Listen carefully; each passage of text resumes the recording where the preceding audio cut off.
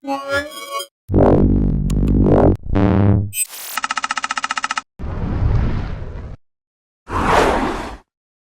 got here for Mobile Geeks, and here we have two smartwatches that have just been released in the last couple of days. This one here at IFA 2013, this is the Samsung Galaxy Gear Watch. Now this is a smartwatch that only pairs with Samsung devices, right now the Note 3, and it's coming out with compatibility for a bunch of other Samsung phones soon. But the big difference that you can see is I am in the direct sunlight, and I keep on having to push this button to turn the clock on. So this is an AMOLED display, and then over here you should see that you can clearly see what's happening here, and that's because the Qualcomm talk is based on, or the display is based on Mirasol display technology. If you've been following this for a while, I love this one because it is 100% sunlight readable, and it is based on the technology of a butterfly's wing. So as the sun hits it, it actually kind of like fragments the light through like an air chamber that would be like in like the thin filament of the butterfly wing, and then it produces a color display. So the cool thing about the talk, I'm just going to go through this really quickly,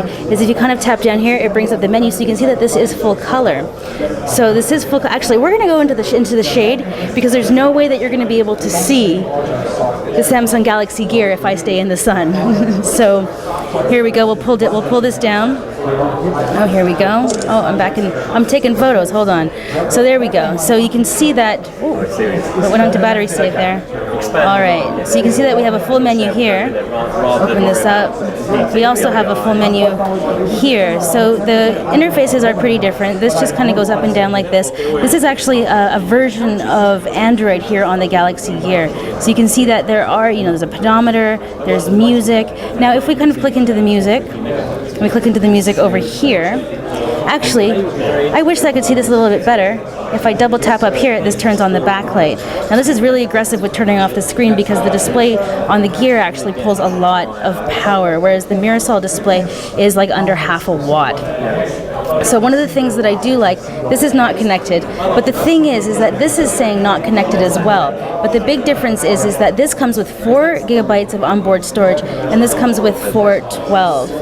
So let's, oh, there we go. Sorry about that. And then here we go, back into the music. Now when it comes to different things like, say, calendar, this has a really interesting, actually, if we go back here, and then we swipe through, there's a whole bunch of different clock faces that we can use, and some of them are actually just integrated in with your calendar setting.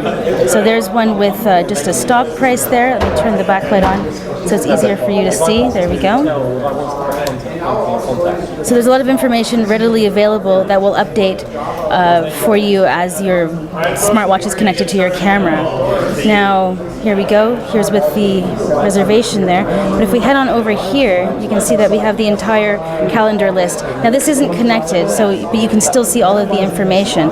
What's really good about this is that it maintains everything that you have, even though you're not connected. Now, if we go over here to the Samsung Galaxy Gear and we head back. Oh, let's head back. There we go. We have a pedometer, we have settings, we have apps that we can go into. So there's actually a whole bunch of apps that you can have, 200 I believe that it is. But all of these rely on connectivity to your phone. So now we pull this up again, do call logs, all your contacts. But where did I want to go? I wanted to show you the gallery, because one of the big differences here, this may be a color display. Let's go back. It's up. Oh, and now it's over. Let's pull up. Actually, there isn't a gallery on here, is there? There's the weather app. All right. Anyways, they both have color displays, but check out the color on the Samsung Galaxy Gear. That's just totally, absolutely beautiful. So you can also, if we go back and go back, we can also, where is it? I mean, there's only so many screens. I have to go through all of them to find the camera. Where is this camera? Where is the camera? Is it in apps? There we go. So here on the front, you can see here, there's a 1.9 megapixel camera. The top clearly does not have a camera. But if we kind of take a look around the booth here, you can see that the display is really, really gorgeous. Now this is 320 by 240? 320 by 320. 320 by 220. Oh, that is square. 1.6. And this is a 1.5 inch display. Now this is a 1.9 megapixel camera and we just tap to take a photo, and we can also take video. Now, the Qualcomm watch does not have that option. So here we are taking 10 seconds of video. As a woman, sometimes it feels a bit creepy, but whatever. So I wanted to kind of show you the thickness between these two. So the Qualcomm Talk is actually much thinner than the Samsung Galaxy Gear, and one of the reasons why that is that Qualcomm has actually put the battery down in here, which actually reduces the thickness of the watch itself. Now, if we look at the power consumption on both of these devices, they are quite different. This has an M3 processor below 300 megahertz, I believe, and this has a single core processor that's 800 megahertz. And the other thing about the Galaxy Gear, so they've got the battery in here, but that's actually a microphone, so you can hold this up to your ear and kind of talk into your wrist like you're Dick Tracy, which is always a good thing.